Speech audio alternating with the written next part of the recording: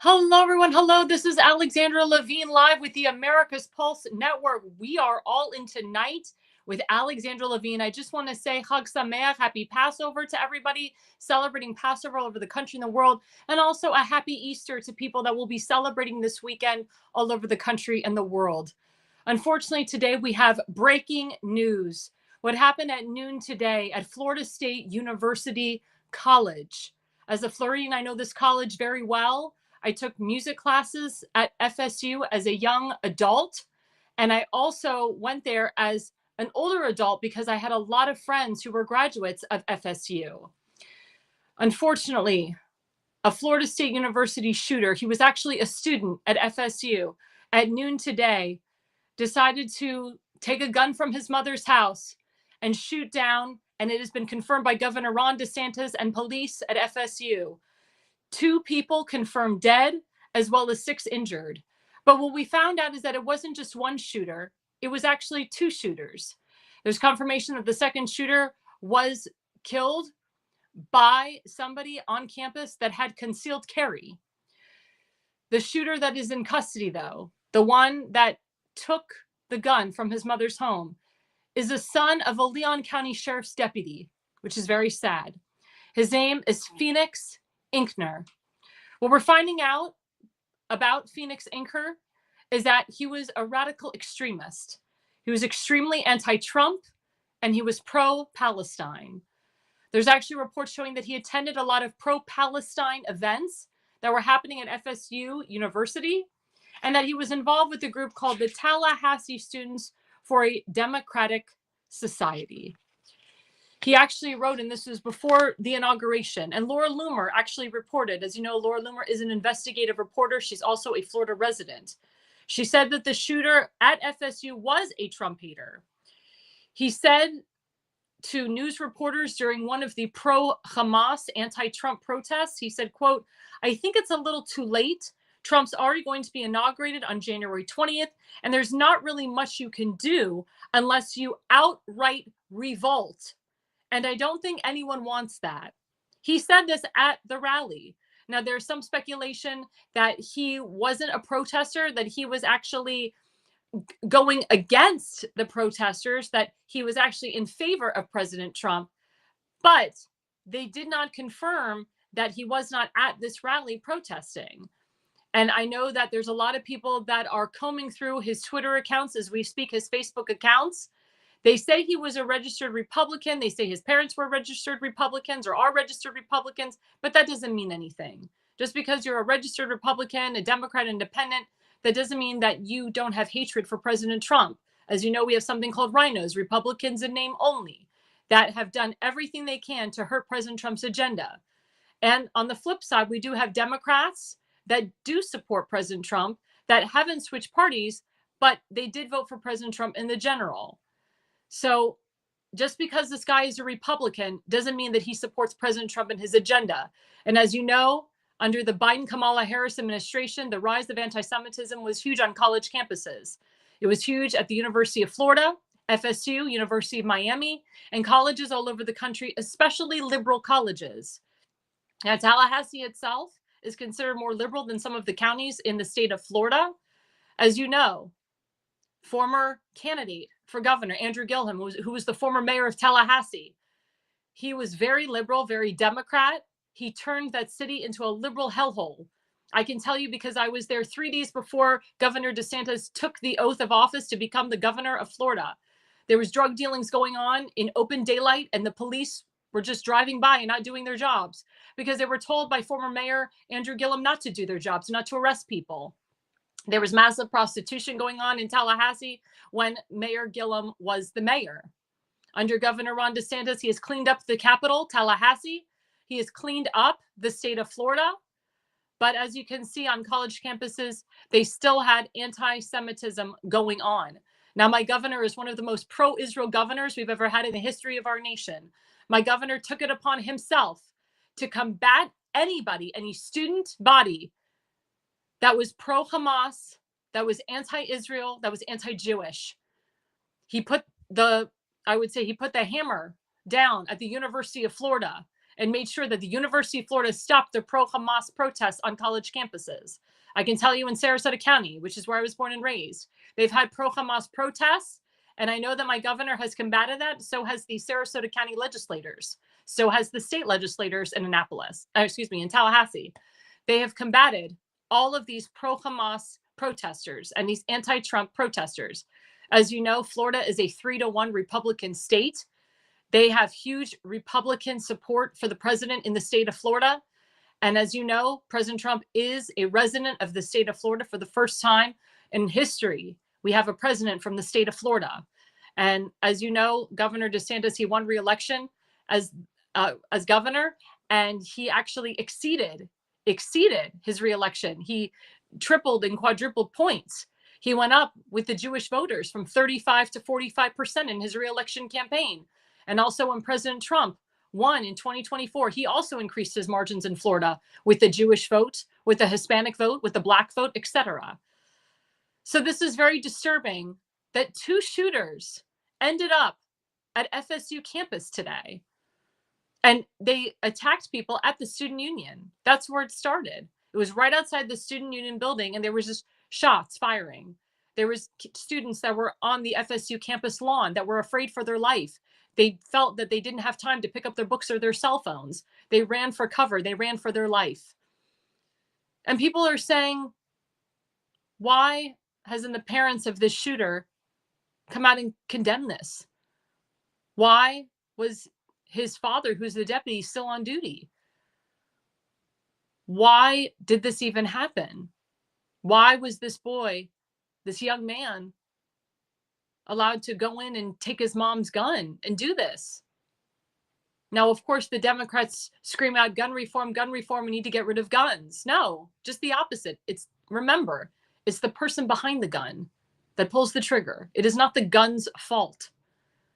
And also, as you know, the state of Florida is the 27th state to have constitutional carry, which means you don't have to get a concealed permit to carry a firearm in the state of Florida. And as you know, some people, such as my Congressman Greg Steube, they've called to get rid of gun-free zones. They've called to allow students to carry on school campuses, or even teachers that have had law enforcement experience or were former military. He has called for them to be able to carry a firearm on college campuses, as well as elementary schools, middle schools, and high schools, to prevent these attacks. Now, I want to thank law enforcement for cracking down, for obtaining one of the active shooters, and for killing the other one. The law enforcement was right on top of this. But it looks very bad that the son of a deputy, felt compelled to do this, to kill innocent lives today of all days.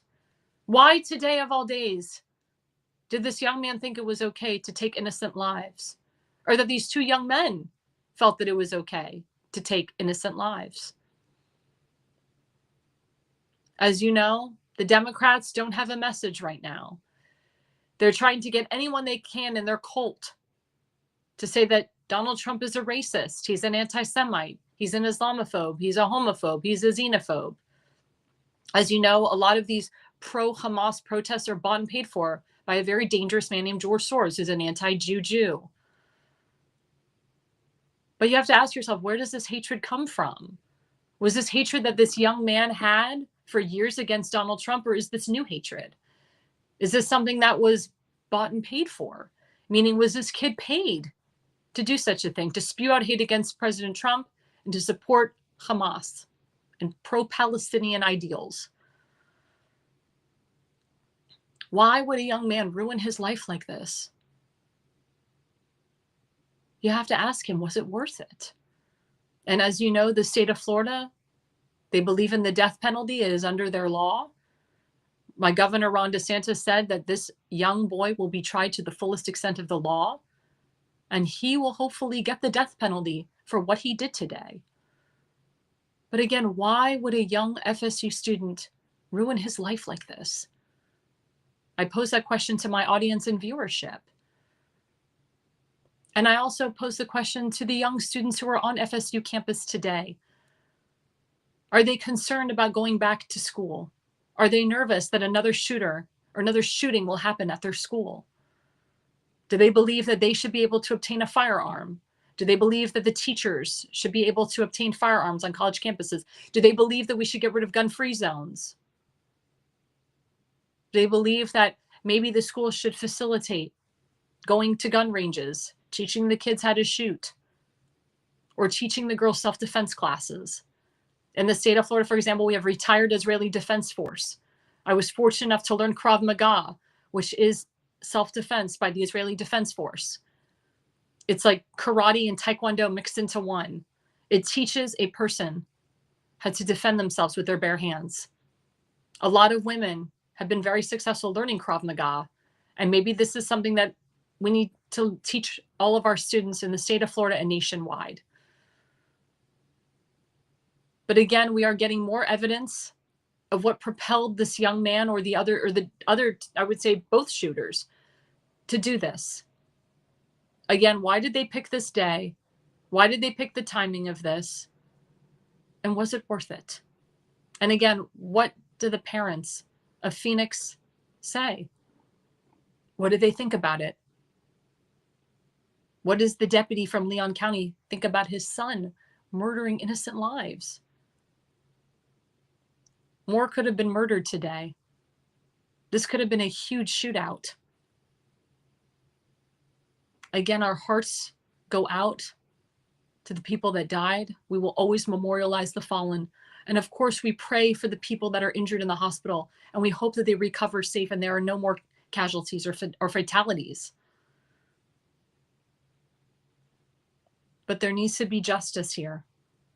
There needs to be justice, and I know in the state of Florida there will be. Now, turning to a story that has been on the news for days now. The illegal immigrant, illegal MS-13 gang member, Kilmer Abrego Garcia. Let's put up the first slide. Breaking. Rogue activist Judge Boasberg says Trump officials could face contempt charges for refusing to turn criminal alien deportation planes around mid-flight. Hello, everyone. This is Alexandra Levine live with the America's Pulse Network. Segment 2, Kilmer Abrego Garcia. Unfortunately, that man is still in the news. But as you know, we are not the mainstream media. We are not fake news. We are conservative media. We are part of the conservative media outlet at the White House. So here on this network, we will report fairly, we will report honestly, and we'll tell you the facts as they come in. So what's really important to understand is the timeline of Kilmer Abrego Garcia, how he entered this country, how he was deemed an MS-13 gang member, the issues with his wife filing a protective order against him, and so forth. So Kilmer Abrego Garcia came into this country illegally on March of 2012. Now, we don't know if he came directly to Maryland or if he came to another state. But I can tell you in March 2012, the governor of Maryland was former Democrat Governor Martin O'Malley, who was allowing a lot of illegal criminals into the state. And as you know, Barack Hussein Obama was the president and Joe Biden was the vice president. As you know, under Obama, he loved having illegal criminals in this country. He loved the rise of the Taliban, MS-13 gang members. He loved the rise of Al-Qaeda and ISIS. And of course, Islamic Jihad. So in March of 2012, Mr. Garcia comes into this country illegally. They also said that he had family in the state of Maryland, and that's how he ended up there. In March of 2019, so this is 7 years later, he was deemed an MS-13 gang member in March of 2019. In April of 2019, just a month later, he was found by a district court judge in Maryland to be an MS-13 gang member. April of 2019, a district court judge.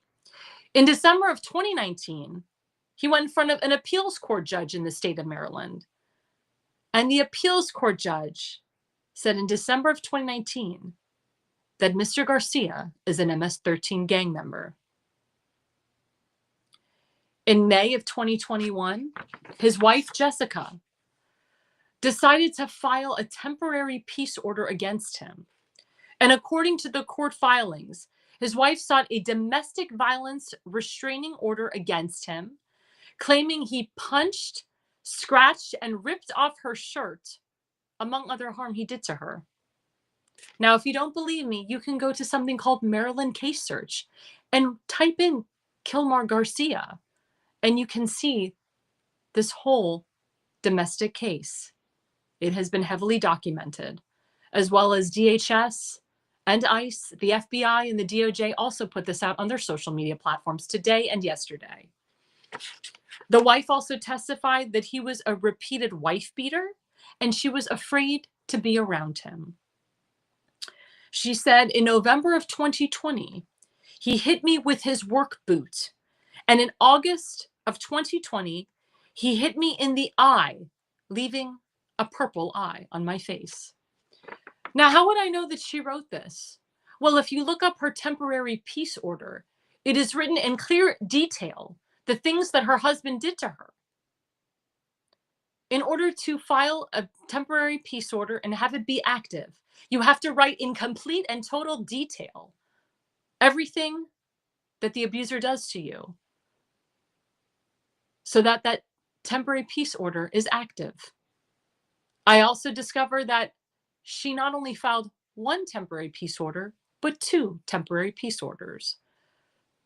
Now, she said that she decided not to take it to a criminal level because she and her husband were going to marriage counseling, and she felt that the counseling helped them and that they reconciled their differences, and that he turned out to be a wonderful man in the end, a wonderful husband and father. Now, currently, his wife is having rallies for her husband. She started a GoFundMe where they've already obtained hundreds of thousands of dollars to bring her illegal husband back to America. She lied and said that she had 3 children with him. But documentation shows that she was previously married before, and that she has 2 children with her previous spouse and only 1 child with Garcia. They also said that she didn't marry Garcia until he was in a prison. And they got married then. That was also documented. So why is this woman protecting her MS-13 gang member husband? What is the motive here? Now, I've heard that when people are involved in gangs and the mob, the spouses have to be silent. They have to pretend that things don't happen badly to them. But she did file 2 protective orders against him, so it must have been that bad. But to not take it criminally and all of a sudden to vouch for him and say what a wonderful man he is because he was pulled out of our country and put back in his rightful home of El Salvador and put into prison where he belongs. Now all of a sudden she's trying to make money off of her MS-13 gang member husband. It's very sick what she's doing. And a lot of people in Maryland do not have sympathy for her. Instead of her crying for her illegal MS-13 gang member husband to come back to America, she should have tears of joy that he is out of her realm and out of her son's realm. She should be happy that President Trump and DHS and ICE took away this illegal criminal out of her home and put him in prison, away from her and away from her son. But again, what's her motive for protecting him? What's her motive for raising all of this money for him? Doesn't make anybody have sympathy for him at all. And GoFundMe should shut down their GoFundMe page because they're literally helping and solidifying money to an illegal criminal. And it looks really bad on them. But the timeline continues. In 2020, Mr. Garcia was detained by Tennessee Highway Patrol for transporting 8 illegals from Houston to Maryland. I'll repeat, in 2022, the MS-13 man, Mr. Garcia, was detained by Tennessee Highway Patrol for transporting 8 illegals from Houston to Maryland. That is known as a human trafficker. He was human trafficking people. And again, this has been documented. And what did Joe Biden's FBI do? They ordered his release. So he went to jail in Tennessee and they ordered his release. Why would they order a human trafficker's release? Again, Mayorkas, Joe Biden, Kamala Harris, Barack Obama, they all support MS-13 gang members, illegal criminals, drug cartels, sex traffickers, human traffickers, child traffickers. It's sick. And it's a really big business. These people get billions of dollars to do this to innocent lives. It's very sad. But MS-13 gang members are some of the worst. They kill innocent people. They have no mercy, no shame. They rape people, they torture them, they bloody them to a pulp. They're horrible human beings. That's why in March of 2025, President Trump made it a law that MS-13 gang members are now domestic terrorists. They're a domestic terrorist organization. That's why Mr. Garcia was deported to an El Salvadorian prison. But now you have a crazy liberal senator, Senator Chris Van Hollen from Maryland. He's actually fighting to bring this illegal criminal back to Maryland. He actually took a flight on taxpayer dime, on your taxpayer dime, on taxpayer dollars. He took a flight to El Salvador to try to talk to the president of El Salvador, to try to reason with the government, to bring this guy back because he claims that he was wrongfully deported and that he is a Maryland man and he's not an MS-13 gang member. He even wanted to go meet Kilmar Garcia in prison. And he's still in El Salvador today. Now, the president actually declined to see him because he said, visits go through the Trump administration. Sorry. And I'm not returning this illegal back to America. I said it in the Oval Office and I'm saying it to you now. Good for the president. Good for him. Because what Chris Van Hollen is doing is insane and asinine. He is spending more time, and so is Senator Cory Booker from New Jersey. They're spending more time supporting and fighting for these illegal criminals than fighting for the citizens of Maryland. What happened to Rachel Morin? Did he fight for her? Did he fight for her life? Did he do everything he could to make sure that her murderer was detained? Is he saying, I hope that this guy gets life in prison? Is he talking about bringing back the death penalty in Maryland? No. He did nothing for the Rachel Morin family. He did nothing for Lincoln Riley's family. He did nothing for any innocent American life that was killed by an MS-13 gang member or an illegal criminal or an illegal terrorist. There's a lot of illegal terrorists that live and reside in the state of Maryland. In Montgomery County, for example, there's hordes of them. And I also blame Governor Larry Hogan. He knew that this illegal MS-13 gang member was in Maryland because Governor Hogan was the governor of Maryland in 2019 and 2020 and 2021 and 2022. And he did nothing. Absolutely nothing. And of course, Governor Wes Moore does absolutely nothing to stop these illegal criminals and illegal terrorists in his state. He did nothing for the Rachel Morin family at all.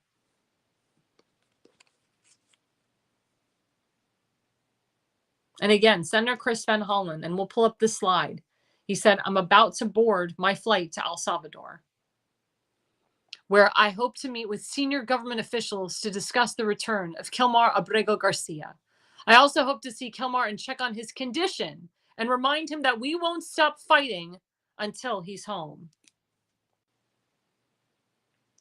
Even Laura Loomer said how incredible it is how Democrats will travel to El Salvador for this illegal criminal, but they won't go to Gaza and try to get American hostages out of Gaza. There's still American hostages over there under Hamas rule. And how the Democrats will not fight for Americans. Not at all. Why is Senator Cory Booker and Senator Chris Van Hollen, why are they so adamant to bring this illegal criminal back to the United States when the president of El Salvador said, I'm not bringing him back to America? When he is a known MS-13 gang member, when he beat up his wife. Again, his wife wants to be with him. She should go to El Salvador and be with him. If Chris Van Hollen wants to stay in El Salvador, let him stay in El Salvador. But stop wasting taxpayer dollars to go over there. That's what Chris Van Hollen did on your dime. Now, my question to Marylanders is, are you going to allow this man to continue being your senator? Are you going to find people to primary him out? Are we going to find Republicans to take over his seat this time, to flip his seat? I've called upon AIPAC to do everything they can to primary him out. That's what AIPAC does. AIPAC primaries out the most extremist people in Congress. They primaried out 2 squad members, got rid of them. I call upon AIPAC to primary out Senator Chris Van Hollen because he's a known Jew hater. He is funded by J Street, which is an anti-Semitic group. Again, you can go on fec.gov and see where his donations come from. This man is bought and paid for by socialist, communist, Marxist elitists, by lobbyists on Capitol Hill, and by special interests. I told you, lobbyists are a detriment to our country. They control the power of the purse on Capitol Hill. I've called for lobbyists to be permanently removed from DC because they tell the congressman and the senator who to vote for and what to support. And they dangle a bunch of money in front of them and they say, if you do our bidding, we'll give you money. It's really bad what they do. And the majority of the lobbyists on Capitol Hill are huge socialist Democrats. But again, why does the Democrat Party love illegal criminals? Love illegal terrorists? Is it because in certain liberal states where they don't require photo ID, that's the only way that they can win? In the state of Maryland, they do not require photo ID to vote. Illegals do vote in Maryland elections. That has been verified. That has been researched. Dead people vote in Maryland as well. That has also been verified and researched and archived. So until Maryland acquires photo ID, these illegal terrorists, these illegal criminals, these 17-year-olds are going to continue to vote in the Maryland elections. And it's people like Chris Van Hollen that will continue to be the senator of the state of Maryland. That's why I really ask the people of Maryland to vote him out, to try to find the right person to primary him out. Central committees, it is your job to vet proper candidates, to put the right people in office. There are moderate Democrats that will push President Trump's agenda. I know it, I've seen it. There's also a lot of moderate Democrats who are going to be changing their party to Republican because they've #had enough of the liberalism and the craziness coming out of their party. Remember, 87% of the people in this country do not support illegal immigration. They support President Trump's agenda, his policies, his executive orders. Majority of Marylanders do not support this MS-13 gang member. I can tell you that because I talk to all of them. I travel all over the state of Maryland. I talk to Chris Van Hollen's constituents, and the majority of them are not happy with him. The majority of Cory Booker's constituents in New Jersey are not happy with him. As you know, we have 2 people from New Jersey that are part of this network, Damon Sherrod and Damon Galdo. They're heavily involved in New Jersey politics. So why do we have these liberal senators that are jerks, wasting taxpayer dollars to bring this illegal back? And then you have Bernie Sanders and Congresswoman AOC, who are also wasting taxpayer dollars to do these fighting oligarchy rallies all over the country, and they're raising $9 million. What about raising money for Rachel Morin's family? What about raising money for Lincoln Riley's family and Jocelyn's family and Kate Steinle's family? All those young people were killed by illegal criminals, illegal aliens that were deported and brought back into this country by Barack Obama and Joe Biden and Kamala Harris and Mayorkas. It's really sad. Rachel Morin's mother put it in plain English yesterday. She said, how come an illegal criminal has more rights than myself? How come an illegal criminal has more rights than my daughter did, who's no longer with us? It's disgusting. It is disgusting. And again, it's Democrat-controlled states that are initiating this fight.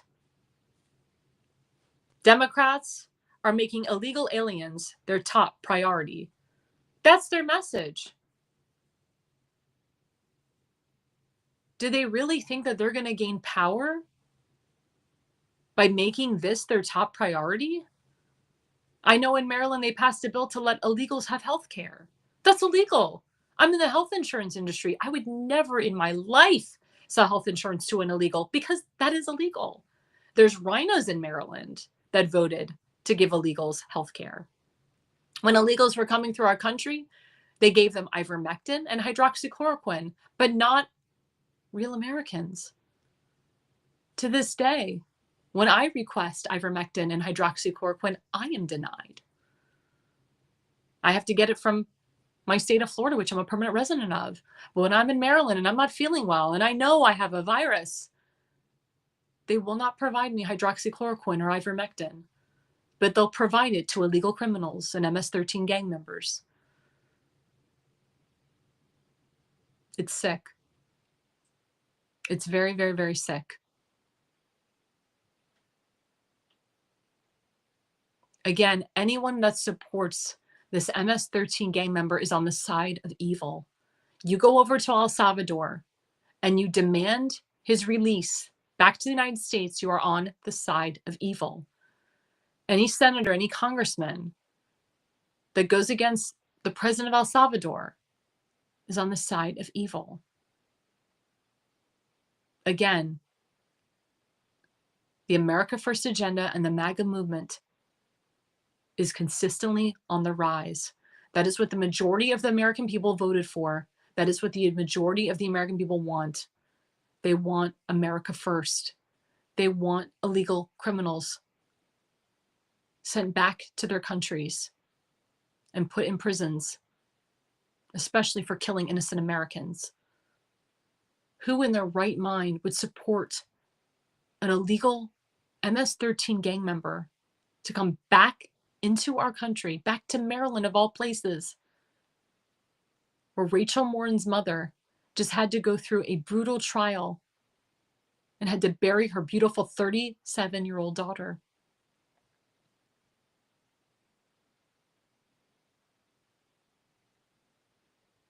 And remember, Chris Van Hollen, he voted against the Lincoln-Riley Act.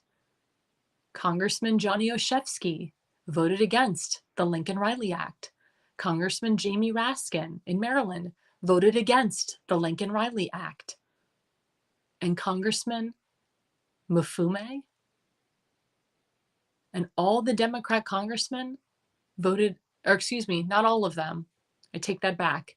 April Delaney, the new congressman in CD6, she voted for the Lincoln-Riley Act.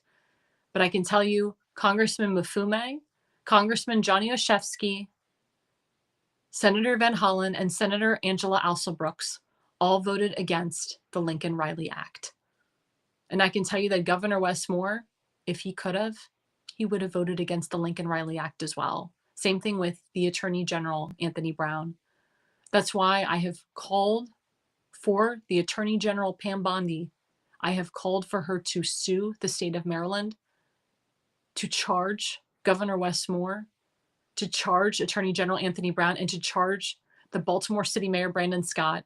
And now I call for her to charge Senator Chris Van Hollen and anyone else, any congressman or any other senator or any other elected official, mayor or county councilman, that supports bringing this illegal criminal back into the country.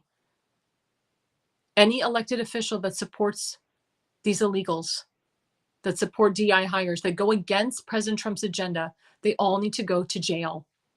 And I can tell you that the state of Maryland is on Pam Bondi's radar. I know that they're next on the list. I know that they're on the list.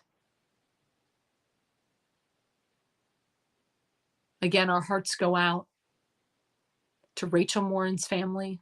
Our hearts go out to Lincoln Riley's family, Kate Steinle's family, anybody that was killed or murdered by an MS-13 gang member, by an illegal criminal. Our hearts go out to them because they are no longer walking this earth.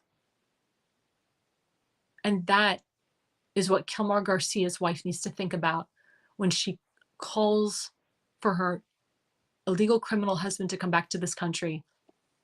She needs to think about Rachel Morin's family, Lincoln Riley's family, Kate Steinle's family, Jocelyn's family,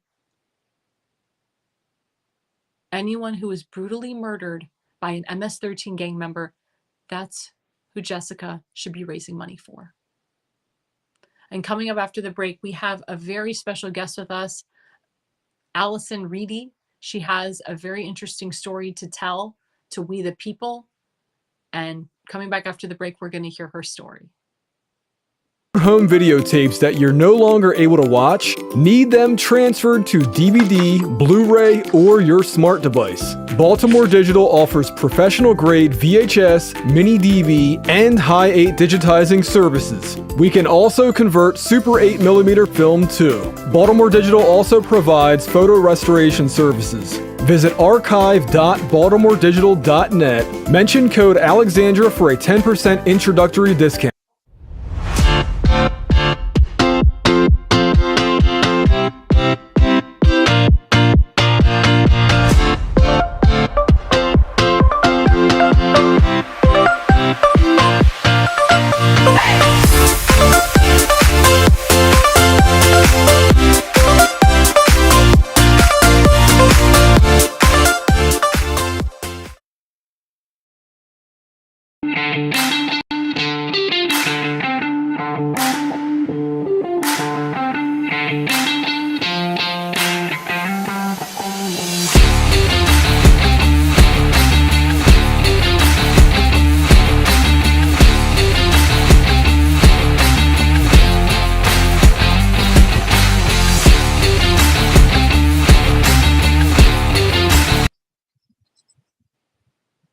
And hello, everyone. We are back. This is Alexandra Levine live with the America's Pulse Network. We are here with segment 3. This is a very special guest. She's a new guest to the show, Alison Reedy, and she has a very important story to tell us. Let's bring her up. Hi, thank you for having me. Thank you so much for being on the show. We really appreciate it. So, Alison, please tell us about your son's case. Yeah, so basically, right now we are in the Sixth Circuit Court of Appeals. We had a Obama-appointed judge terminate our case and basically gave everybody responsible government immunity, although gross negligence, child abuse, and no due process were factors in the case, which should automatically make it to where they don't get government immunity. But that's what the judge decided. So I was able to raise another $5,000, get a new lawyer, and now we are in the appeals court. So let me ask you, what are you expecting as a final result of this? You know what? I promised my son from day one that what he went through, I will fight for a settlement for him. But I am also fighting so that this does not happen to another student. If we don't fight for the United States Constitution, the United States Constitution cannot protect us, we the people. And this case is egregious. What they did to my son, they can do to anybody. So And I do believe that him being a Christian conservative played a huge role in that. Now, can you tell us more in detail about why your son was accused of being a domestic terrorist? Yeah, so basically he was in math class. He was 14 years old. Him and another student, they were playing a whiteboard game. My son did not get the answer correctly right away, and he kind of grunted. And this other kid named Thomas, he was just joking around. That was the atmosphere, joking around. And why he said, "Don't be like an Oxford school shooter," is beyond me. And my son said, "I'm not going to be like an Oxford school shooter and shoot the school up." So basically, the teacher heard the last part of what he said from 15 feet away. and she reported it to an administrative staff that already did not like me because I had already become a problem at the school. We were only at this school for 2 months, and I had already been complaining about a gender poster that had 26 genders on it. And I complained about the mask mandate. My son had eczema. He couldn't wear the fiberglass mask.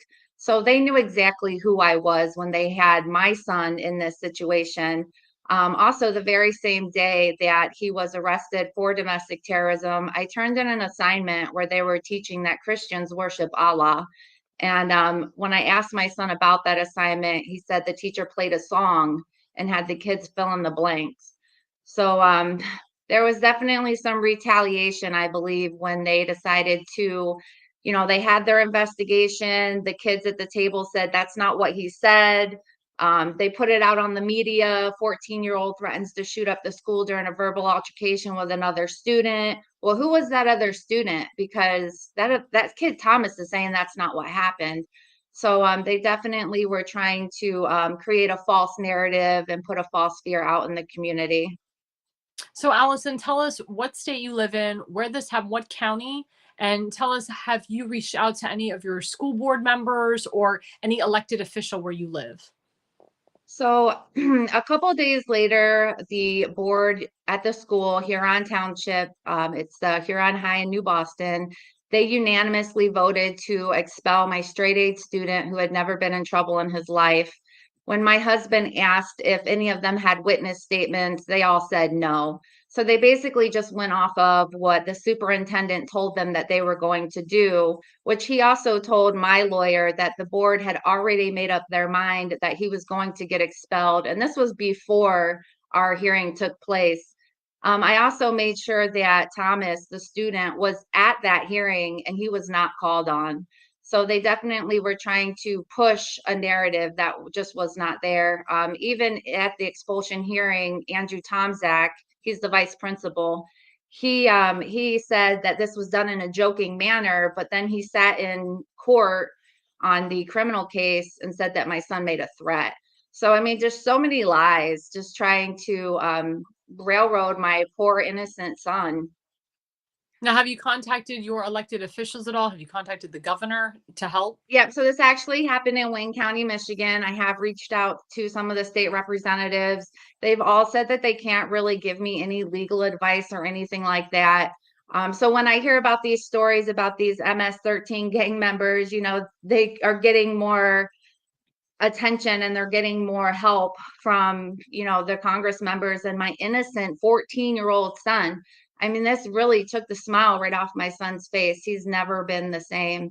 And that's why I continue to fight, because I believe that, he deserves justice. This just isn't a case. This is my son's life. This is our family. And this is a reality of hell that we've lived since 2021. We had to move. We just moved out to Huron. So we were only there for 2 months when this happened. We were actually trying to escape some of these political ideologies that were being implemented in the school system. And we felt moving out to the country, we were going to raise our kids just basically with a better, wholesome lifestyle. Boy, were we wrong. So we ended up packing it up and moving right on back. And, that was so that my son didn't have to deal with all of the harassment and things of that we were dealing with. They put this out on the media, and basically I had vigilante parents that were sending me pictures of, this is a picture of my family. I had one of somebody send me a picture that said, future active shooter sister, future active shooter brother. I mean, just total harassment and put our family through absolute hell. So fast forward, we're fighting this criminal case. We're getting these off-record plea deals, which this is why I feel like malicious prosecution, because they were trying a case that they knew was innocent, but they just kept on doing it. And I should be able to hold the state prosecutor accountable. And basically, they wanted us to plead to disorderly conduct. I said my son was not naked in the street, drunk. I said, no, we're not doing that. They said, okay, well, if he writes a letter that says he's sorry, we'll dismiss the case. I talked to my son. My son said they should be writing me a letter. And I agreed with him. So we basically just fought. I've spent $26,000 defending my son, and we're in appeals court. I'm not going to quit. If I have to take it to the Supreme Court, I'll take it there. Now, have you been raising money on a GoFundMe for this? Is this coming out of your own personal funds?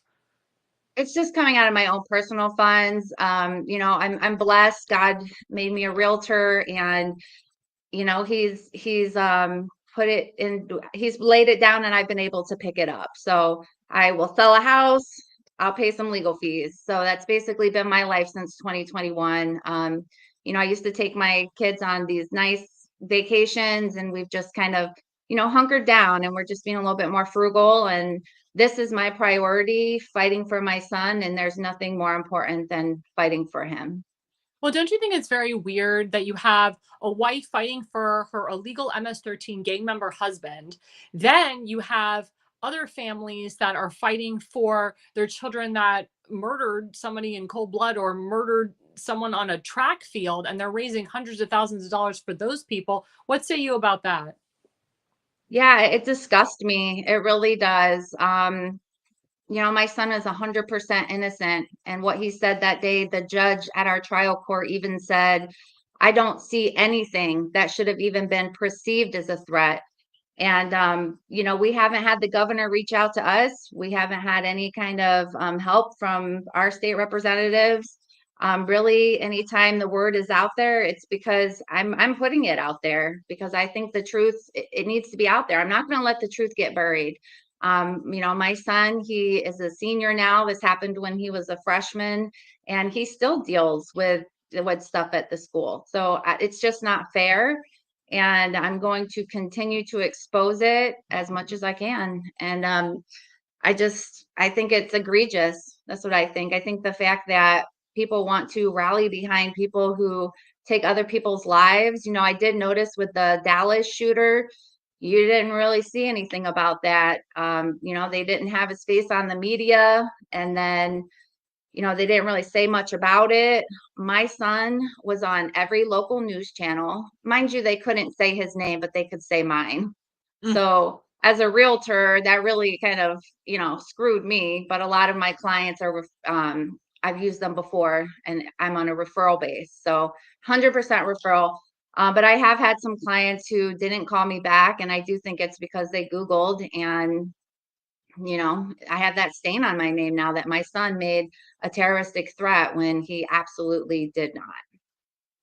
Now, as you know, your governor, she's going up for reelection. John James has actually come out to run against her as a Republican. Have you reached out to John James at all? No, I do have him on my Facebook, and I believe I did send him a message. I haven't heard anything back. He's a veteran. I'm 100% behind veterans. He 100% will have my vote. But as far as this case goes, it would be nice if somebody cared about the truth. All you have to do is look through the records. Stevie Wonder could see the injustice in this case. Um, it never should have happened. Even the juvenile director said, how did it get this far? And, Kim Worthy, she knew that they were fighting this case and it was innocent, and she just kept on. And if you look at her record, it's terrible. She is known for fighting cases that are innocent, and she will just continue to fight them. And then you have cases that, need to be prosecuted to the fullest extent of the law, and they're just getting off pretty easy. So yeah, it's disgusting. It really scarred my son, our family, and we're in a healing process right now, but I'm definitely going to expose it every way I can. Have you also reached out to the Trump administration at all about this? So I actually, it's funny how God works, because he actually put Linda Lee Tarver in my life that night. And she cried on the phone with me, and she actually guided me on how to fight this. And she knew my son was innocent. She listened to everything that I said. And yeah, we basically, when we would get a plea deal and I would talk to her, or she just basically guided us. She's like, you're going to fight this. So I'm very grateful for her. I love Linda Lee Tarver for life. But she was kind of integrated with the Trump administration a little bit. I've talked to Margot. I can't think of her last name right now, but she, let me see if I can look it up real quick. I She think heard the Mark, story. She was very shocked about it. I'm not really sure if she's going to do anything. But yeah, it was nice to hear her sympathy and her empathy, with what we've been through, because we haven't had that. We've just basically been railroaded, and no sympathy, no I'm sorry, no nothing. They just want to hunker down, and Margot Martin, such a sweet lady. So I'm not sure if she's going to share the story. I know they have so much going on right now trying to save America. So, it is what it is. But I do think that he would care about what happened to my son. Completely innocent, straight A student. They put him on online schooling in his ninth grade year. And because of that, he went to all D's, which my son would cry at night because he's looking at a little tiny 8x10 screen, trying to do this work with no support. And he's very academically competitive. This is his niche. He's not into sports, he's into his academics. And for this to happen to my son is just, it's so messed up. And yeah, I'm fighting, and I'm going to keep on fighting. I was going to say Linda McMahon would be a good reference for you as well. She is the head of the Department of Education. Even Yeah, though, mhm. go ahead. I just started kind of following her a little bit. I did send out a message, but I don't know how many people are going to look at their messenger on Facebook.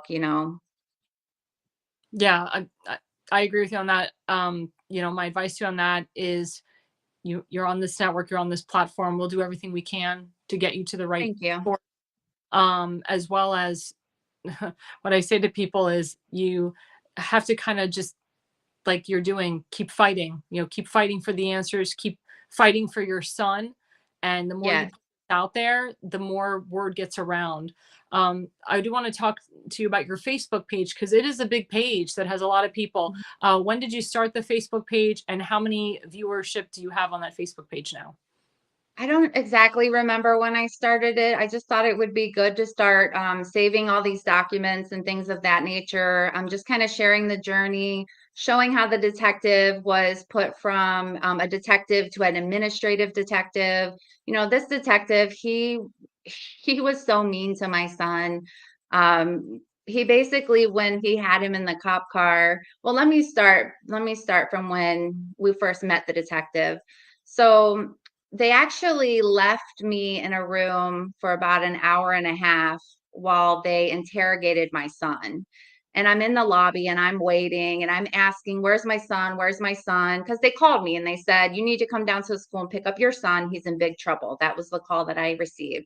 So I rushed down to the school, and now I'm just waiting in this lobby. And I'm like, what is going on? I want to see my son. I want to see my son.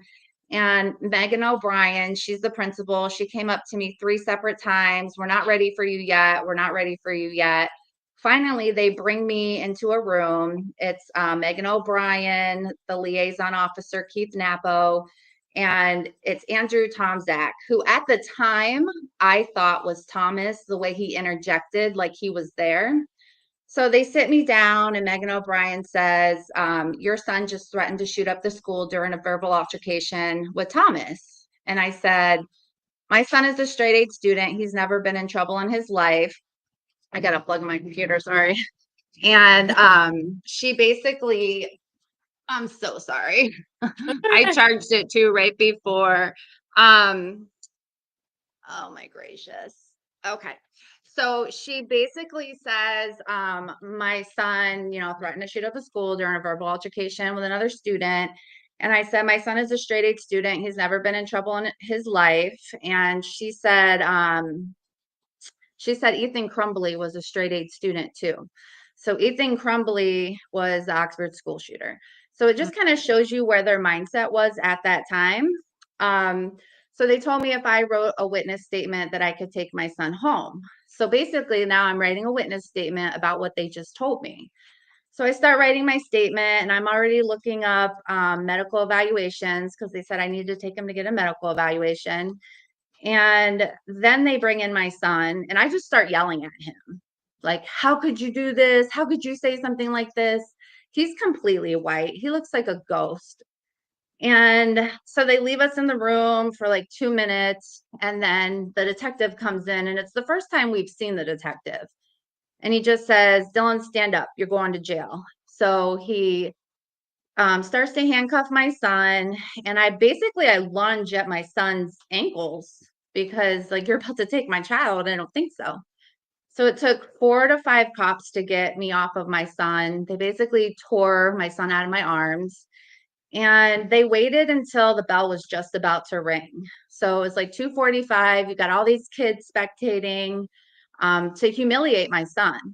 So they bring him out into the cop car. They put him in the cop car. And my son tells the detective that the handcuffs are hurting his hand. So he goes in the back and he tightens them. That's what my son said. So they basically treated him like a monster, and he didn't even do anything wrong. The kids were, all of them said that's not what happened. And they just pushed this narrative. But I think the assignment had a lot to do with it. I think the fact that I had turned in that assignment where they were teaching that Christians worship Allah, and I found out later the detective was an atheist. Mm. So I think all of these things just played into just retaliating against my son and our family. Now, did the boy who your son was in confrontation with, was he, and me as a Republican, I never bring up race or Sure. anything, but as you know, the Democrats will always bring up race. Was he black? Was he white? They were both white, and he was definitely not in any kind of an altercation or anything like that. They were just having this, the judge said you can't expect these kids to say everything politically correct.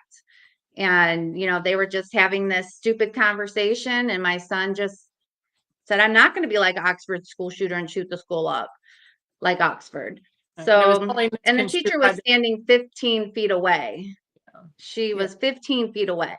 So she's the one who had reported this.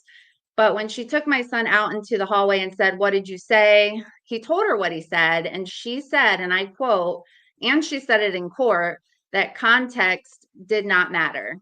Ah! Oh my gosh. I know the judge threw up his papers when she said that. She's like, well, he goes, what do you mean context doesn't matter? Context is everything. Yeah, it sounds like what the liberal professor said, when the students at Harvard and Columbia, they called for the genocide of Jews, and they said, well, it depends on the context. It's the same thing. It's crazy. It's ridiculous. The fact that they could do this to my innocent son it's just insane. And the fact that the injustice system in the lower court isn't seeing it. And I don't even know if it's that he's not seeing it. I think he just doesn't care.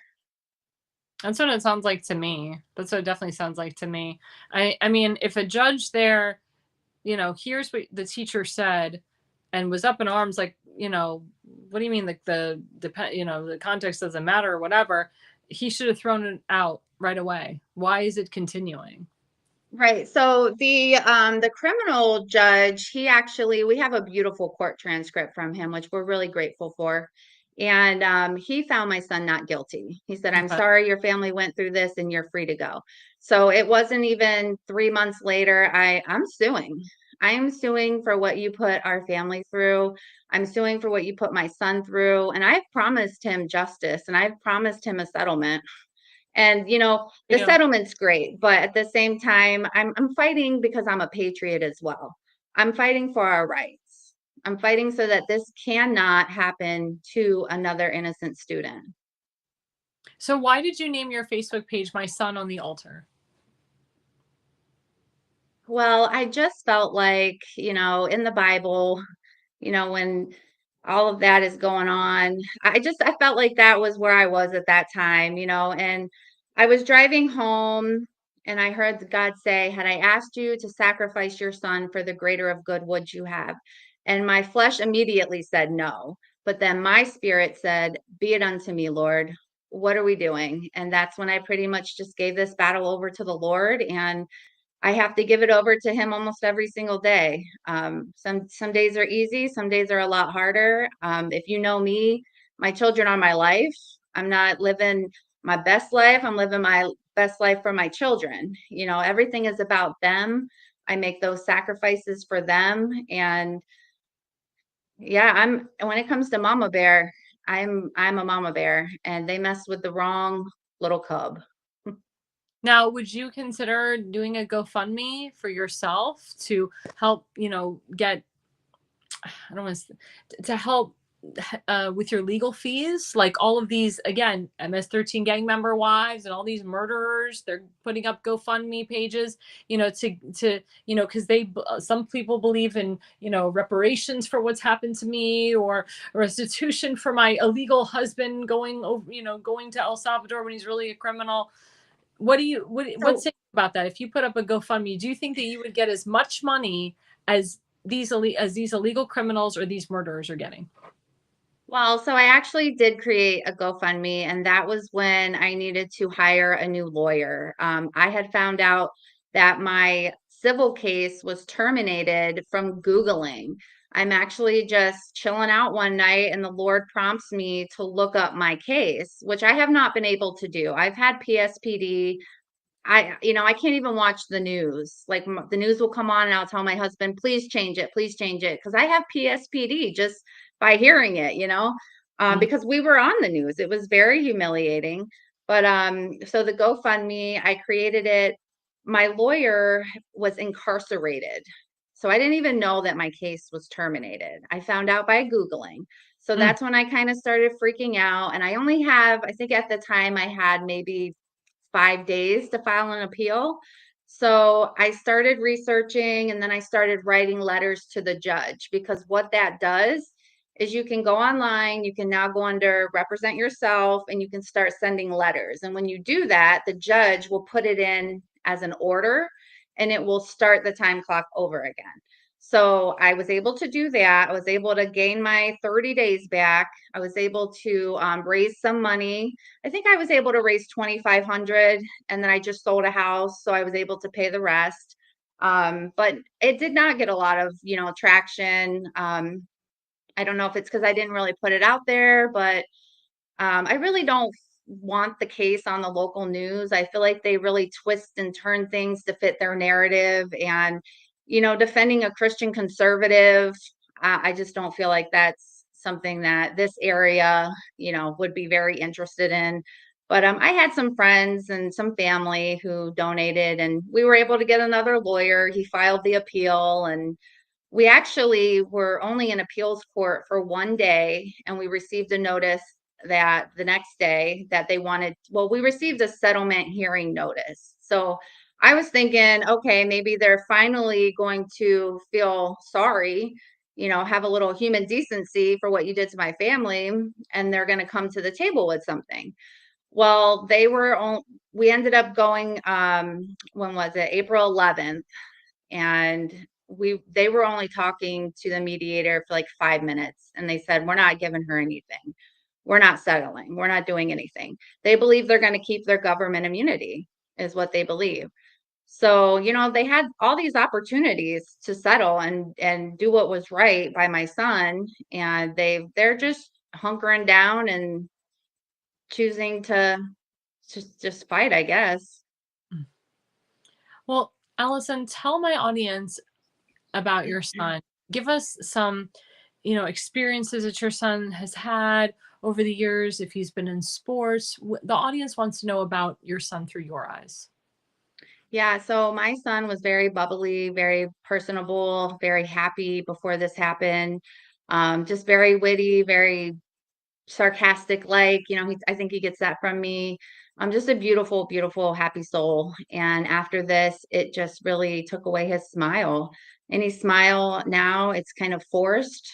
He doesn't really like to do things like he used to. Um, he was able to get his grades back up, but he just found out he was not going to be able to go to the superintendent dinner because of his ninth grade GPA. It counts as your cumulative. And because of that, he wasn't able to reach that goal that he wanted to go to the superintendent dinner. And, it's just like one thing after another. He wanted to go to a college. I promised him this settlement, and then it didn't end up working out. So now he's not going to go to that college. And I mean, it just kind of keeps going downhill for him, I feel like. When he found out his case was terminated, that's when his mental state really, I think, was the worst, because he just felt like there was no justice. What happened to him was going to go unscathed. And that's when I really dug my heels in, and I was going to make sure that this was going to be exposed. This was not going to get buried. But he just got a job at Little Caesars, and he's happy about that. He's going to be graduating in May. He's happy about that. So, he has his faith, and he tries to be strong, but it's hard to make friends when you have, these rumors going on about you. So, he doesn't have any friends, and that's kind of depressing. But, I just try to encourage him daily. I hug my kids every day, twice a day. I'm a smother mother, and I'm very proud of it. How many kids do you have? So I have three. I have a bonus daughter. She's right there. She just got married. I'm gonna be Wonderful. a grandma. She's actually having, yeah, we found You're out too young to it's be gonna a be grandma. a girl. Huh? I said you're too young to be a grandma. Well, I'm about to be 40. My husband's a little bit older than I am. He's 45. So she's my bonus daughter. And then I have a 16-year-old. He actually went through some pretty rough times because of this as well. He was in the middle school. He had to stay in the middle school. So now Mm, I have to deal with the anxiety of dropping my kid off there. What mm, are they gonna try with him? It was mm, the first time he ever had his attention. And this teacher who had been at the school for, I think it was like 25 years, she calls me completely wasted one night. And she tells me that my son made a sexual gesture to her. And I was like, this is not my son. Okay. This is not my son. And I knew it. So I mm, started questioning her, and she started stumbling over her words, because I said, well, how did you know what my son was doing if he had a mask on his face? mm, Right? How do you mm. know what my son's doing with his mouth if he has a mask on? Well, I just know what he's doing. I'm like, okay. So that was his first time ever getting a detention. Oh my God. And then he tried out for the soccer team, which my son is very academically gifted. He every sport he's ever done, he's excelled in, and he was not able to get on the soccer team. And then I found out later on that the same guy who wrote this article about my son, he actually ran the soccer team. So let me tell you about him. So before my son was even booked, they had the guy, his name is Scott Bolthouse, and he's buddy buddy with Leo Gerard, the detective. Mm. And they had a story out about a 14-year-old that threatens to shoot up the school before my son was even booked, mind you. And I told him, I said, I'm going to sue you. You have no idea what happened. And he ended up hanging up his paper abruptly right after my son was found not guilty. So he knew what he did was wrong. He knew what he did was wrong, and he knew I was going to come after him. But yeah, so my other son, he had to deal with stuff too from this, and losing all his friends and then moving again. And it's just been an emotional roller coaster, really, for our family. And we're just in a process of trying to heal, but still fight at the same time. So let me ask you, because you're a woman of faith and we're coming into Easter. So describe what Easter Sunday is going to be for your family and how you are going to celebrate the holiday.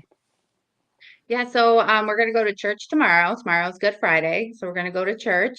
Sunday, we're going to have a little bit of family over, and we're going to cook. I love to host dinner, so that's usually what we do on the holidays. We just definitely take the time to stop and reflect about the sacrifice that Jesus made for us. And we didn't deserve Jesus.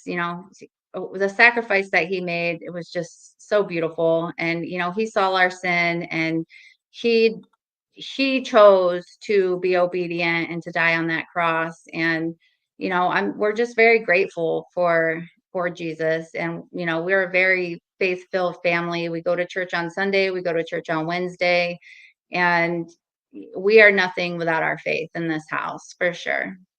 And I love the fact that, you are an observant Christian. And I do believe that God was with you and your son throughout this whole process by giving the non-guilty verdict. That's very, very Oh, important. yeah. So I actually had another tangible moment happen besides God speaking to me that day. I'm driving home crying and I don't understand what's going on. And I'm like yelling at God at that point. And that's when I heard him speak to me, had I asked you to sacrifice your son? And that's why I decided to go with my son on the altar. But going back to, I'm sorry, what did you just ask me? Oh, no, I was just saying, I believe that Jesus was with you that day, that you Yes, got. yes. So the other tangible moment. So I'm actually it's 2 weeks before our trial and I'm crying, I'm upset. My son is facing this severe charge. I could lose my son to go to jail. What could happen to him in jail? So I'm freaking out inside, right? So I pray and the Lord prompts me to look up this judge on YouTube. So he didn't like say, look him up on YouTube, just look him up, look into this judge. So I look into the judge and I find a video on YouTube where the judge is actually talking about the Holy Spirit. And so all my holy bumps went up in that moment. And I was thinking, oh my gosh, if he believes in the Holy Spirit and we believe in the Holy Spirit, wisdom is going to come into this and the truth is going to come out. And that's exactly what happened. The judge listened. He judged according to the law. He judged according to the evidence, and we were able to get a not guilty verdict. That's amazing. So we just have a It minute is. left, Allison. So tell my Mhm. viewers how we can follow you and how we can get the word out. Yeah, so I have the Facebook page, My Son on the Altar. We do have a GoFundMe. It is in there. At this point, I don't owe any other legal fees, so I haven't been pushing that. But yeah, everything is in there. All the documentation to back up what I'm saying, the witness statements. I have posted a lot of just encouraging Christian quotes and things of that nature. Sometimes I'll go back and I need to see that. I need to read that. So there's some memes in there as well like that. But yeah, it's just basically something that I can also go back and reflect on. And I do want to encourage people to go to your Facebook page because I'm sure there's a lot of mothers and fathers out there that have gone through what you have gone through. And a lot of, So actually in Wayne County alone that month, there were 19 cases and wow. 14 of them were dismissed. And I do feel like our case played a big role in that because I do feel like they're like, okay, maybe we're not going to be able to push this through and get away with it, So I thought that was pretty significant that 14 cases had been dismissed for these threats. And mind you, the school was never put on lockdown. They knew from the very beginning there was no credible threat here, but they chose to railroad my innocent son. That's horrible. Well, again, thank you for coming on this show. You're more than welcome to come back anytime. Thank Please you. reach out to Allison on her Facebook page at My Son on the Altar. Great Facebook page. And I do encourage people to donate to her GoFundMe instead of donating money to MS-13 gang members and murderers. So if she has a GoFundMe page, I encourage everybody on this broadcast and beyond to donate to it. At this point, it would just be saved for his college. But thank you again for giving me a platform and allowing me to tell our truth and our story. And I really appreciate it. Of course, anytime. And we will be right back after the break. Network. Yeah. This is APN's very own White House correspondent, Alexandra Levine. Hello, everyone. This is Alexandra Levine with Alexandra Levine Live on the America's Pulse Network. You are all in with Alexandra Levine. We are still waiting for someone from the White House to come out and tell us what transpired between President Trump and Vladimir Putin on that call today. We are here live at the White House. We're waiting for White House Press Secretary Caroline Leavitt to come out and tell us about the updates of today, the call between President Trump and Vladimir Putin, what transpired in that call. Subscribe and follow America's Pulse Network on the above social medias.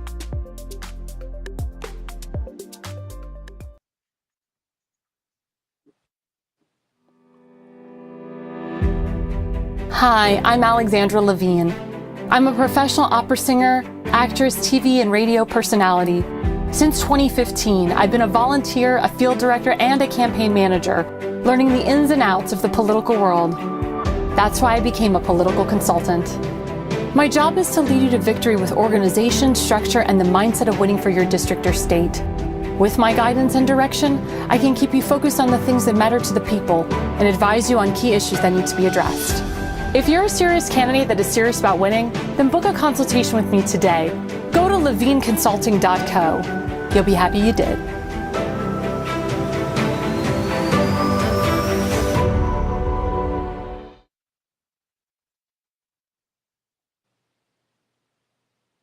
And welcome back. This is Alexandra Levine live with the America's Pulse Network.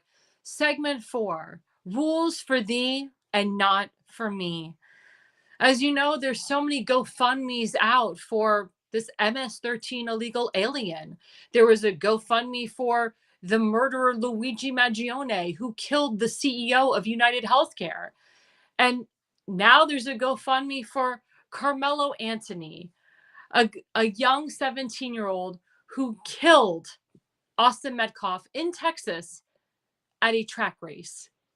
And there's a lot of speculation on why he killed Mr. Metcalf. Carmelo Anthony and his attorneys are saying that it was in self-defense, that Mr. Metcalf grabbed Mr. Carmelo by the shirt, and that's when Carmelo thought it was okay to take a knife and stab the guy in the heart. But let's remember, Mr. Metcalf was not armed. He didn't have a gun on him. He didn't have a knife on him. There was words that were exchanged. And unless there was film, we have to take the word of the witnesses that were there on that day. And as I said a couple days ago, the testimony of Metcalf's twin brother will be the most powerful testimony that we will hear. But as a result of all of this, Carmelo Anthony and his family, they're starting to play the victim. His parents had a huge press conference today. His mother was talking about how this has hurt her family, how her husband had to take a leave of absence from work, how her son Carmelo has been mentally disturbed by this. Really? Isn't her son the one that murdered Austin Metcalf on that track field? Why all of a sudden is she playing the victim? Why is she not condemning what her son did? Why isn't she saying my son does belong in jail because he killed somebody? Again, Mr. Metcalf was not armed that day. Now Carmelo's attorneys are trying to compare this to the Kyle Rittenhouse case. Well, Kyle Rittenhouse case was in pure self-defense. As you know, Kyle Rittenhouse was in Wisconsin, and he was actually defending himself because there was another guy coming after him with a rifle, hitting him over the head with a rifle, threatening to kill Kyle Rittenhouse. Kyle Rittenhouse was on the ground in fear for his life, and he took the rifle that he had, the AR-15, and he shot the other guy. He shot him 3 times dead. But the other guy had already started pounding him, hitting him over the head with his rifle. It was clear self-defense in that case. That's why Kyle Rittenhouse was acquitted. This didn't happen here. Now, the two boys could have fought it out. The guy could have not had a gun that day. Carmelo didn't have to have a knife. Carmelo did not have to have a knife that day. The question is, why did Carmelo have a knife in his backpack that day? And Mr. Metcalf asked him nicely to get out of his tent, because the tent that Mr. Metcalf and his twin brother were in was for his team and his team only. Mr. Carmelo's team was in another tent. Why did Mr. Carmelo Anthony think it was okay to walk into his opponent's tent when it was reserved for the Metcalf team? And we understand it was raining that day as well. Some people said maybe Mr. Anthony was afraid of getting wet. That's why he went under Mr. Metcalf's tent, or tried to. And again, people are forgetting that Carmelo Anthony, he threatened Mr. Metcalf and said, if you touch me, you'll see what happens. I believe that Mr. Anthony had every intention of causing havoc that day for the Metcalf boy. But why did he have to use a knife? And why did he have to stab the kid in the heart? There could have been other ways to handle this. Now, the sick part is is that Austin Metcalf's father, Mr. Metcalf, was at the press conference today, at Carmelo Anthony's press conference today, and the Anthony family, with Anthony's attorney, said Mr. Metcalf had to leave the press conference. They actually called the police to escort him out. Mr. Metcalf said, "Why do I have to leave? Isn't this press conference open to the public? Remember, Carmelo Anthony murdered my son." Why was Mr. Metcalf forced out of that press conference today? Is it because they were afraid that the Anthony family would say something?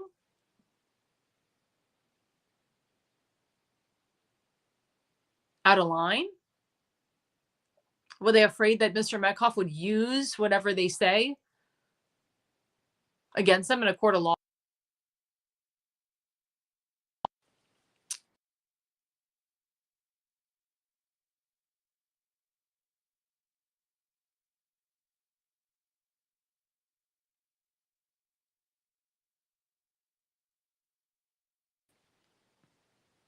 Sorry, guys, somebody just called me. So going back, was Mr. Metcalf, or excuse me, was Anthony's family, were they concerned? Were they concerned that Mr. Metcalf would use this against them in a court of law? Interesting. Why is the Anthony family asking Mr. Metcalf to be escorted out?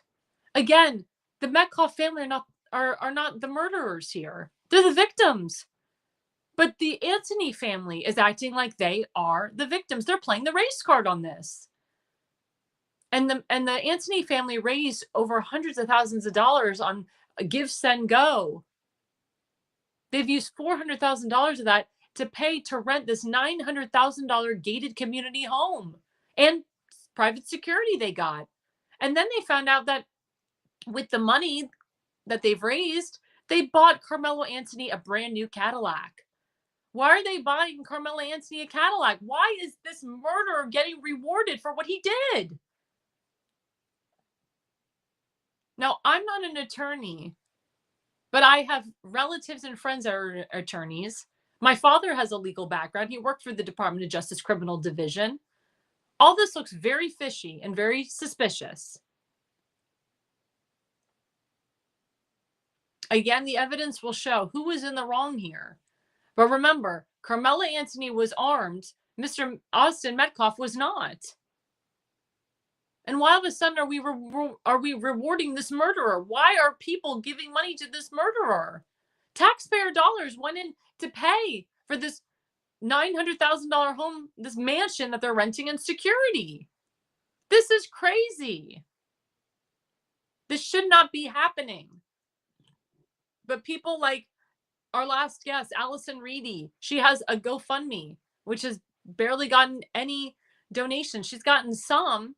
She's very humble. She says, I don't really need the donations, but it could help. And later on in the program, our friend Seth Eisenberg, he's struggling financially. He almost lost his foot.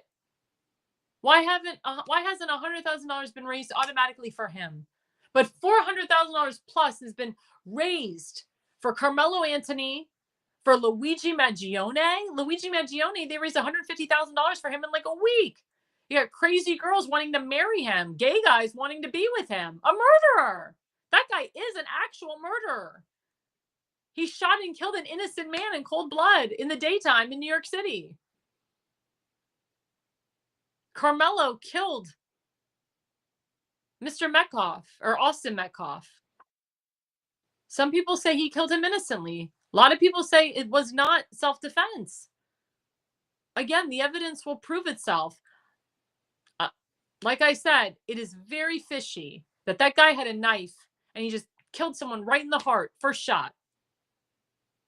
I feel in my heart that there was some intention there and that the Anthony family is making this about race. They're acting entitled. They're asking for reparations here. And a lot of people hope that there is justice for the Metcalf family. If the Metcalf family have a GoFundMe page, I encourage you all to donate to them. And let's make it hundreds of thousands of dollars for them. Remember, a life was taken.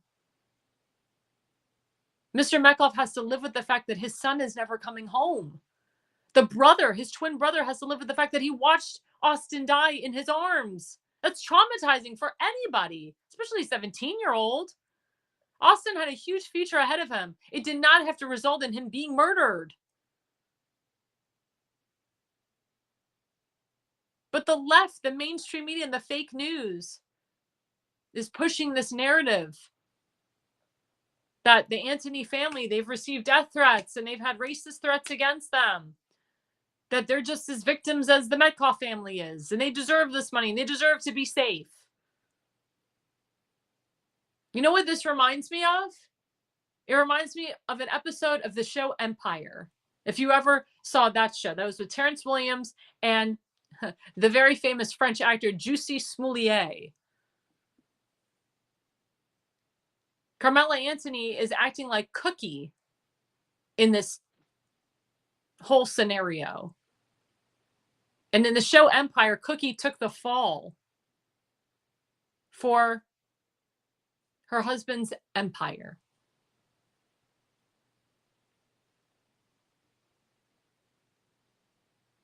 That's what it feels like here. That Carmela Anthony is taking the fall to make their family rich. Carmela Anthony did this, that he carried this knife with him, that he's carried this knife before. It's not the first time he's carried this knife around. And that he's going to take the fall. He's going to be the fallout guy. If he gets convicted, they find him guilty. In Texas, they have the death penalty.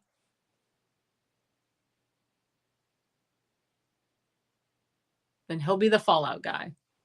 And that the GoFundMe page will just keep going on and on and on. Is the Anthony family really going to leave their $900,000 mansion if their son is found guilty? Are they going to give back the car that they bought if their son is found guilty? Those are questions you have to ask. And how did the taxpayers feel who gave money to Carmelo Anthony's family? Unfortunately, you can't demand your money back. But you can protest against anyone else giving them their money to this family. What happened at that press conference today was disgusting and distasteful and poor taste. They should not have asked Mr. Metcalf to leave, and they should not have played the victim. Again, Carmelo Anthony murdered Austin Metcalf. He is a murderer. And the evidence will prove that he is a murderer. But this is what the Democrats like to help and push. They like to make things about race. They like to say that illegals have more rights than legal citizens of this country. They support pro-Hamas terrorists that come into our country illegally. They're upset when a pro-Hamas guy gets his visa revoked when he has called for the genocide of Jews and Christians. This is the Democrat Party. You would think that after Trump won, they would try to, I don't know, not be so crazy. Their socialist agenda lost. You would think that they would try to work with President Trump, work with the Trump administration. They know they're in the minority. By them continuing this trend, hopefully they will never be back in the majority. Because these narratives aren't working for them. Not at all. Not at all.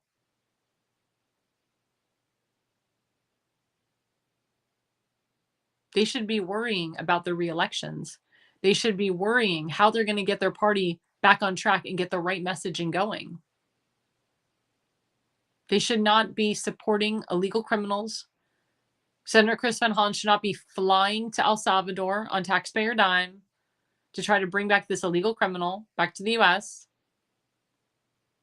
The Democrats should not be doing fighting oligarchy tours, combating Doge, and they should not be pushing for people to donate to murderers. And not one Democrat stood up. Not one. When that young boy, the 13-year-old boy who has brain cancer, when he was offered the position of U.S. Secret Service. I think only one Democrat did in that whole chamber, just one. But the Democrats didn't stand for Jocelyn's family. They didn't stand for Lincoln Riley's family.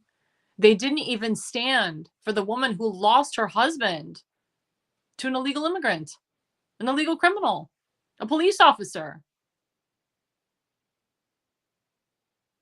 It's disgusting. And the American people are watching. And the American people are starting to see the light. The people that didn't vote for President Trump are starting to see the light. A lot of Democrats are starting to see the light, and independents. That's why it's so important who our lawmakers are. We, the people, have the power to vote these morons out. Don't defend their poor behavior. Really listen to the facts and don't listen to the mainstream media. As I said before, I'm a White House correspondent for this network. I am a part of the new conservative media at the White House. They like me because I report fairly and honestly. And I actually praise President Trump for the good things that he's done for the country and the world. I don't put negative spins to it. And I would never go into the Oval Office and try to demean and demoralize the president, especially in front of another president or prime minister of another country. It's disgusting. One foreign reporter today said, asked President Trump, he said, you called the European Union parasites. And the prime minister of Italy, she said, no, he didn't. Never called us parasites. And President Trump said, what? And the lady from Italy, she said, oh, the reporter said that you called us parasites, but I know you didn't. And he goes, President Trump says to the foreign reporter, I don't know what you're talking about. But what gives that reporter the audacity to say such a thing? You're in front of a European leader who's coming to sit down with him to work on trade. And you're saying, oh, Mr. President, we heard that you called European people parasites. When we all know that's not true. Again, the fake news media, the false reporting. Rachel Morin's mother said to the media after she gave her test, or after she told the media about what happened to her daughter, she said right before she left that White House briefing room, she said, all I ask is for the media to report fairly and honestly. That's all I ask. I say the same thing to the fake news, the mainstream media. Start reporting fairly and honestly. You give journalists a bad name when you don't. As I said, I'm conservative media. I will always report fairly and honestly. And I will report the facts as they come. And I will not jump to conclusions. I will get all the facts together and report it fairly and honestly. And I will praise President Trump for the wonderful things that he has done for the country and for the world. Because I can tell you the majority of the country love what he's doing. They love his policies. They want him in a third term. They want him in office as long as we can have him. I told you a couple days ago, I would not mind President Trump staying in office for as long as he can. Because the only person that can implement his agenda is himself and his children. I'm very happy that President Trump is president again. He was always my president. I never called him former. I always called him President Trump. To me, he never left. He was always there. And I hope to God he will always be there. Coming up after the break, we just have some final thoughts. Pulse Network. The mainstream media is bought and paid for. The truth is twisted to fit their agenda. But America is waking up because podcasts are the future for trusted media. Welcome to the America's Pulse Network. It is a network built by patriots that upholds the Constitution. The America's Pulse Network stands for God, truth, and the America First movement. There is no corporate propaganda, no government spin, just real news, real talk, and real voices fighting for faith, freedom, and the future of this great nation with common sense. Here are some of America's Pulse Network podcasts. Alexandra Levine Live, hosted by Alexandra Levine. Jersey Shore Podcast, hosted by Damon Galdo. The Conservative Corner, hosted by Seth Eisenberg. APN's The Pulse, hosted by Alexandra, Damon, and Seth. So tune into America's Pulse Network on the following social media platforms: X/Twitter, Rumble, Truth Social, Facebook, and YouTube. Join the revolution. Because the pulse of America beats for God and country. America's Pulse Network is for faith, family, freedom, and truth.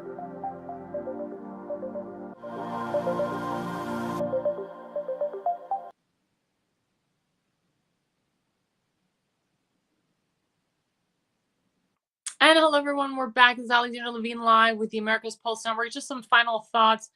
Again, we're talking about GoFundMe pages. Well, instead of people donating to Carmelo Anthony and the MS-13 gang member and Luigi Maggione, let's donate to our friend Seth Eisenberg of the Conservative Corner. We'll put up his GoFundMe.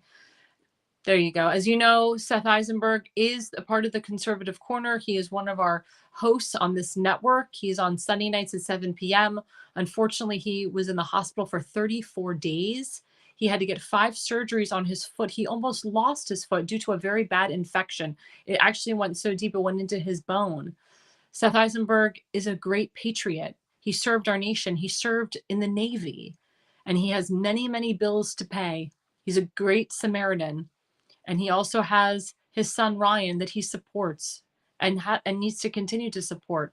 And this money will go to helping Seth Eisenberg to getting himself back up on his feet, helping to pay his bills, because he still, in present time, cannot currently work.